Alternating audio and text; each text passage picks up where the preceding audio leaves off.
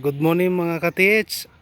Wala po tayo ngayong wala po tayong activity tungkol sa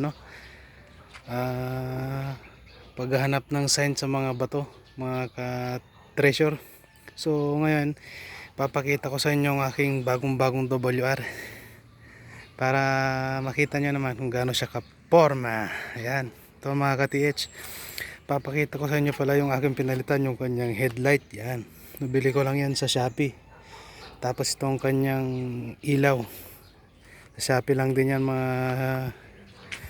ka-TH. Tapos itong kanyang lever, nabili ko lang to ng 500 pesos sa Shopee.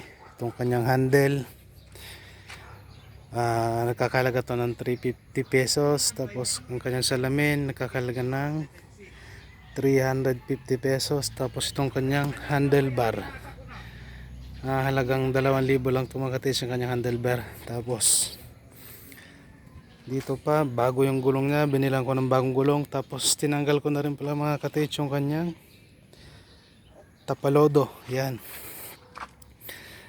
pag maulan lang to mga katis, maputik, lalo pagkasama yung si Mrs. mga katis. Tapos yung kanyang tambutso, pinakalkal ko na rin to. So buo na rin yung kanyang tunog. Nagkakalaga din siguro ng mga 1.5 yung pagpapakalkal ko ng tambutso. So yan, hindi ko pa masyadong pinapakilaman yung kanyang makina kasi bago pa siya. Tapos dito, bago rin yung kanyang harapang gulong. Nakakalagayan ng 2,000.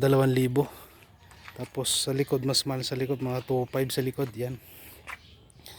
So yan mga ka-TH, yung aking WR 155 Yamaha.